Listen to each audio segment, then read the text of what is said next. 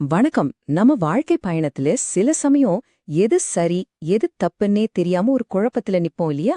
சரியான வழியை எதுன்னு தேர்ந்தெடுக்க முடியாம தவிச்சிருக்கீங்களா? அப்படி ஒரு சூழ்நிலையில இருந்தீங்கன்னா இன்னைக்கு நாம பார்க்க போற பகவத்கீதை உங்களுக்கான ஒரு அற்புதமான வழிகாட்டிதாங்க. இந்த கேள்விய ஒரு நிமிஷம் யோசிச்சு பாருங்களேன். ஒரு பக்கம் நாம செஞ்சே ஆக வேண்டிய கடமைகள் மலை மாறி நிக்குது. இன்னொரு பக்கம் நம்ம மனசாட்சி இல்ல இதுதான் சரின்னு வேற ஒரு வழிய காட்டுது. இந்த ரெண்டுக்கும் நடுவுல மாட்டிக்கிட்டு தவிக்கிற அந்த ஒரு நிலைமைதான் பகவத்கீதா ஆரம்பிக்கிற இடமே. வாங்க, நாமளும் அந்த கதை ஆரம்பிக்கிற இடத்துக்கே போலாம். குருக்ஷேத்திர போர்க்களம். லட்சக்கணக்கான வீரர்கள் போருக்கு ரெடியா நிக்கிறாங்க. அந்த படையோட மாபெரும் வீரன் அர்ஜுனன் போர தொடங்க காத்துக்கிட்டு இருக்கான்.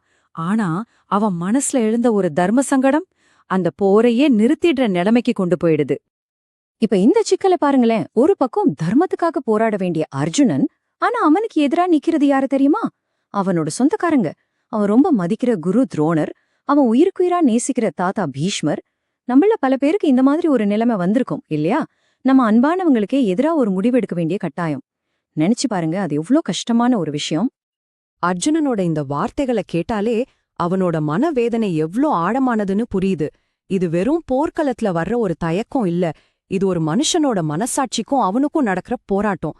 தன் சொந்தக்காரங்களே கொன்னு அவங்க ரத்தத்துல ஒரு ராஜ்யம் நமக்கு வேணுமான்னு அவன் மனசு கலங்கி போயிருக்கு.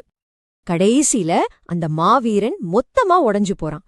தன்னோட காண்டீபம்ங்கிற வில்ல கீழே போட்டுட்டு, கிருஷ்ணா என்னால முடியாதுன்னு அவனோட தேரோட்டியாவும் வழிகாட்டியாவும் இருக்கிற கிருஷ்ணர் கிட்ட சரணடையறான். சரியா இந்த இக்கட்டான உச்சகட்ட குழப்பத்துல தாங்க கிருஷ்ணர் பேச ஆரம்பிக்கிறார். இங்கிருந்துதான் கீதையின் ஞானமே பிறக்குது. கிருஷ்ணர் தன்னோட அறிவுரைய ரொம்ப ரொம்ப ஆழமான ஒரு உண்மையிலிருந்து ஆரம்பிக்கிறார். முதல்ல அர்ஜுனனோட துக்கத்துக்கான மூல காரணத்தையே கேள்வி கேட்கிறார். அர்ஜுனா, நீ யாருக்காக அழுறியோ அவங்க வெறும் உடம்புகள் மட்டும்தான், வெறும் உடம்புகள் அப்படின்னு ரொம்ப ஆணித்தரமா சொல்றார். அப்படின்னா நம்மளோட உண்மையான அடையாளம் என்ன? அதுதாங்க ஆத்மா. ஆத்மான்னா என்னன்னா, அதுக்கு பிறப்புமில்லை இறப்புமில்ல. அதை யாராலையும் அழிக்கவே முடியாது. அது ஒரு நிரந்தரமான சக்தி. அதுதான் நீங்க, அதுதான் நான். இங்க இருக்கிற எல்லாருமே அதுதான். கிருஷ்ணர் சொல்ற இந்த வார்த்தைகள் எவ்வளவு சக்தி வாய்ந்தது பாருங்க. நாம தினமும் பழைய துணிய கழட்டிட்டு புது துணி மாட்டுறோம் இல்லையா? அது மாதிரிதான் ஆத்மாவும் இந்த உடம்ப மாத்துது. ஒரு துணி கிழிஞ்சு போச்சுன்னா அதுக்காக நாம வருத்தப்பட மாட்டோம்ல. அதே மாதிரி இந்த அழியக்கூடிய உடம்புக்காகவும் வருத்தப்பட தேவையில்லைங்கிறதான் கிருஷ்ணரோட முதல் பாடம். சரி, ஆத்மா அழிவில்லாததுன்னு புரிஞ்சுகிட்ட அர்ஜுனனுக்கு கிருஷ்ணர் அடுத்ததா ரொம்ப முக்கியமான ஒரு விஷயத்த சொல்லிக் கொடுக்கறார். அதுதான் கர்மயோகம். அதாவது நாம செய்யற செயலோட பலனை எதிர்பார்க்காம நம்ம கடமைய மட்டும் செய்யற ஒரு அற்புதமான கலை. இந்த கர்மயோகத்தோட வழி ரொம்ப எளிமையானது, ஆனா ரொம்ப சக்தி வாய்ந்தது. முதல் விஷயம், உங்க கடமை என்னவோ அத முழு மனசோட செய்யுங்க. ரெண்டாவது, அதோட முடிவு வெற்றியாயிருக்குமா தோல்வியாயிருக்குமோன்னு கவலைப்படாதீங்க. உங்க முழு கவனமும் திறமையும் நீங்க செய்யற அந்த வேலையில மட்டும்தான் இருக்கணும். கிருஷ்ணர் சொல்றார், ஒரு வேலைய திறமையா செய்யறதுதான் உண்மையான யோகம்னு. இத கொஞ்சம் ஆழமா யோசிச்சு பாருங்க. பலனை மட்டும்தான் நான் எதிர்பார்ப்பேன்னு நிக்கிறவங்கள கிருஷ்ணர் கஞ்சர்கள்னு சொல்றார். ஏன் தெரியுமா? ஏன்னா அவங்க அந்த வேலைய செய்யறதுல இருக்கிற சந்தோஷத்தையே எழுந்துடுறாங்க. நாம செய்யற ஒவ்வொரு வேலையிலையும் ரிசல்ட்டையே எதிர்பார்த்தா அந்த வேலையோட அழகையும் அது கொடுக்கற மனநிறைவையும் நம்ம மிஸ் பண்ணிடுவோம் இல்லையா? இதனால நம்ம ஸ்ட்ரெஸ் கூட குறையும். ரிசல்ட் பத்தின கவலையே இல்லைன்னா வேலையில முழுசா கவனம் செலுத்த முடியும்.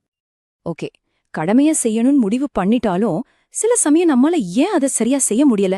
இந்த சோம்பல், கோபம், பேராசை இதெல்லாம் எங்கிருந்து வருது? இந்த கேள்விக்கு தாங்க கிருஷ்ணர் இயற்கையோட 3 குணங்களை பத்தி விளக்குறார். இதுதான் நமக்கு தெரியாமலேயே நம்மளை இயக்கிக்கிட்டு இருக்கிற 3 அடிப்படை சக்திகள். இது நம்ம அன்றாட வாழ்க்கையோட ரொம்ப ஈஸியா கனெக்ட் பண்ணலாம். காலையில லேட்டா எந்திரிச்சு எதுவுமே செய்ய பிடிக்காம ஒரு மாதிரி மந்தமா இருக்கிறது தமோ குணம். அவசர அவசரமா வேலைக்கு கிளம்பி ஒரே பரபரப்பா டென்ஷனா இருக்கிறது ரஜோகுணம். ரொம்ப அமைதியா தெளிவா ஒரு வேலையை செய்யறது சத்வகுணம். இந்த 3 குணங்களும் நம்ம கிட்ட மாறி மாறி வந்து நம்மளோட மூடையும் நம்ம எடுக்கிற முடிவுகளையும் தீர்மானிக்குது. அப்போ நம்மளோட நோக்கம் என்னவா இருக்கணும்? இந்த குணங்களோட கண்ட்ரோல்ல இல்லாம இதெல்லாம் என்னன்னு புரிஞ்சுக்கிட்டு இதுக்கெல்லாம் மேல போய் ஒரு பேலன்ஸ்டான தெளிவான மனநிலைய அடையிறதுதான். அப்பதான் நம்ம வாழ்க்கையோட உண்மையான எஜமானர்களா மாற முடியும். கிருஷ்ணரோட இந்த போதனைகளை கேட்டதுக்கு அப்புறம் அர்ஜுனனுக்கு இருந்த குழப்பமெல்லாம் போயிடுது. அவன் தன்னோட கடமையை செய்ய தயாராயிடுறான். சரி, இதெல்லாம் அன்னைக்கு நடந்த ஒரு போர்க்களத்துக்கு மட்டும்தானா பொருந்தும்? நிச்சயமா இல்ல. நம்மளோட வாழ்க்கை தான் இன்னைக்கு இருக்கிற குருக்ஷேத்திரம். நாம சந்திக்கிற ஒவ்வொரு சேலஞ்சும் ஒரு போர் தான். அது ஒரு எக்ஸாமா இருக்கலாம், ஒரு முக்கியமான ஜாப் இன்டர்வியூவா இருக்கலாம், இல்லனா ஒரு கஷ்டமான குடும்ப சூழலா கூட இருக்கலாம். இந்த மாதிரி நம்மளோட போர்க்களங்கள்ல கீதை எப்படி நமக்கு வழிகாட்ட போகுது?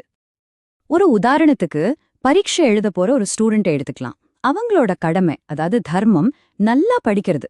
ஆனா ஃபெயில் ஆயிடுவோமோங்கிற பயம், அதாவது தமோ குணம், அவங்கள படிக்க விடாம தடுக்குது. இங்க கீதை என்ன சொல்லுது? ரிசல்ட்ட பத்தி கவலைப்படாத, அதுதான் கர்மயோகம். முழு மனசோட படிக்கிறது மட்டும்தான் உன் வேலை. ஒருவேளை பரீட்சை முடிவு நல்லா வரலனாலும் அது உன்னோட உண்மையான மதிப்பு, அதாவது உன்னோட அழியாத ஆத்மாவை ஒருபோதும் தீர்மானிக்காது. இத கேட்கும்போதே எவ்ளோ பெரிய விடுதலையான உணர்வு கிடைக்குது பாருங்க. கீதா ஒரு போர்க்களத்துல சொல்லப்பட்டிருந்தாலும் ரொம்ப ஆச்சரியமான விஷயம் என்னன்னா அதோட கடைசி செய்தி போரை பத்தினது இல்ல. அது மிக உயர்ந்த ஒரு தர்மத்தை பத்தினது. அந்த தர்மம் அஹிம்சை. எல்லா உயிர்கள்கிட்டயும் அன்பு காட்டுறதும் எல்லாத்திலயும் இருக்கிற அந்த ஒரு ஒற்றுமையை உணர்றதும் தான் கீதையோட மொத்த சாராம்சமே. இந்த மொத்த விளக்கத்தையும் ஒரே ஒரு மந்திர வரியோட முடிக்கலாம். இதுதான் கீதையோட மிக முக்கியமான டேக்கவே. செயல்களோட பலன் நம்ம கையில இல்ல, ஆனா அந்த செயல்களை நாம எப்படி செய்யறோங்கிறது நம்ம கையில தான் இருக்கு. இந்த ஒரு விஷயத்த மட்டும் நம்ம புரிஞ்சுக்கிட்டா போதும், இந்த குழப்பமான உலகத்துல நமக்கு ரொம்ப சக்தி கிடைக்கும், மன அமைதியும் கிடைக்கும். இத பத்தி கொஞ்சம் யோசிச்சு பாருங்க. இந்த ஞான பயணத்துல எங்கூட சேர்ந்ததுக்கு ரொம்ப நன்றி. இதுல நம்ம பேசின விஷயங்கள் உங்களுக்கு பயனுள்ளதா இருந்திருக்கும்னு நம்புறேன். இந்த அன்பையும் தெளிவையும் உங்க நண்பர்கள், குடும்பத்தினர் கூடயும் பகிர்ந்துக்கோங்க. மீண்டும் சந்திப்போம். நன்றி.